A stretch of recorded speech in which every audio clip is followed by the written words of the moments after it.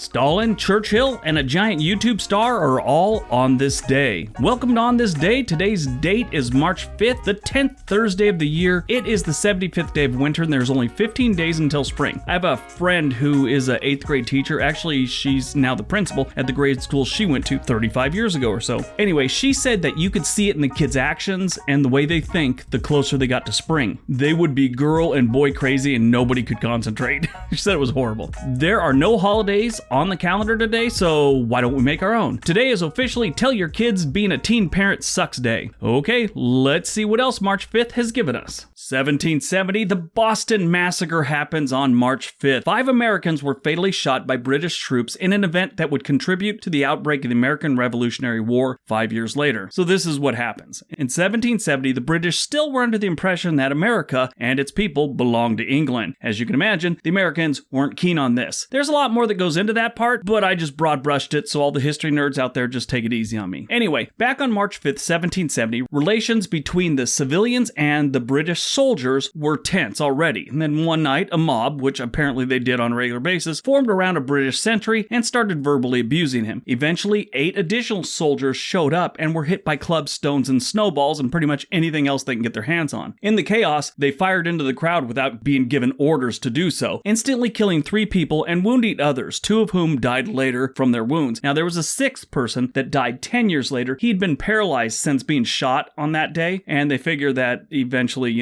some things happened and he died from his wounds or from being paralyzed. They had an investigation, and the British troops, including the officer in charge, Captain Thomas Preston, were put on trial. Several lawyers refused to defend Preston, so he sent a request to future President John Adams, pleading for him to take the case. He did. This made a lot of Bostonians angry, including John Adams' cousin, Sam Adams. You know the dude from the beer? He didn't actually start that brewery. It was named after him. But the 1770 Sam Adams was also a brewer. In the end, the jury agreed with Adams and acquitted 6 of the soldiers in 2.5 hours of deliberation. 2 of the soldiers were found guilty of manslaughter because there was overwhelming evidence that they had fired directly into the crowd. The jury's decision suggested that they believed that the soldiers had felt that their life were threatened by the crowd, but they should have delayed firing. 1933, Adolf Hitler's Nazi Party receives 43.9% of the vote at the Reichstag election, which allows the Nazis to later pass the Enabling Act and establish a dictatorship. 1946, during the Cold War, Winston Churchill coins the phrase the Iron Curtain in his speech at Westminster College in Missouri. Yeah, our Missouri, as in our Westminster College, not like Westminster in England. The use of the term Iron Curtain is now a metaphor for strict separation. 1953, Joseph Stalin, the longest-serving leader of the Soviet Union, dies in Moscow after suffering a cerebral hemorrhage 4 days earlier. On March 1st, 1953, Stalin's staff found him semi-conscious on the bedroom floor. He was moved to the couch and remained there for 3 days until he finally cashed in his chips. 1979, Soviet probes Venera 11, Venera 12, and German-American solar satellite Helios 2 are all hit by off-the-scale gamma rays, leading to the discovery of soft gamma repeaters. That means nothing to you unless you're into science. Here's the real bummer about that whole thing. The Russians sent Venera 11 up to Venus with all kinds of instruments, including cameras. The lens caps never popped off. Here on Earth, it happens to me on the regular. 1981, the ZX81, a pioneering British home computer, is launched by Sinclair Research and would go on to sell over 1.5 million units around the world. The ZX81 was designed to be small, simple, and above all, inexpensive. The video output was to a television set instead of a dedicated monitor. Programs and data are all loaded and saved onto compact audio cassettes, like old school cassettes. I think my first computer was a Tandy, and it did the whole cassette thing too. It was weird. 2012, Tropical Storm Irina kills over 75 people as it passes through Madagascar. Now, no word on how many lemurs they lost. That's kind of a bummer. I love lemurs. Born on March 5th, 1958, Andy Gibb, English-Australian singer, songwriter, and actor. He was one of those 1970s teen heartthrob singer guys. Sadly, he died in 1998 from a heart condition he developed from years of cocaine use. He comes from a famous family. His 3 older brothers were the Bee Gees. 1970, John Frusciante, American singer, songwriter, guitarist, and producer. He was the lead guitarist for the Red Hot Chili Peppers. Then he wasn't. Then then he was again, then he wasn't, and then as of 2019, he is again. He's probably one of the top 10 best guitarists living today. Notice I say living. He's one of the best we've got right now. 1974, Eva Mendes, American model and actress, known for her work in Children of the Corn 5. I mean, that's a very forgettable movie, but she has it listed on her IMDb thing. So, she was in Final Cut, Ghost Rider, Girl in Progress, a bunch more. She doesn't do much work since about 2014, though. March 5th, 1980, ShayCarl is born. American businessman, co-founder of Maker Studios, a multi-channel network for YouTube. He started off as a YouTuber and became the biggest family vlogger on the platform with his channel, The ShayTards. Now, The ShayTards sounds like he's,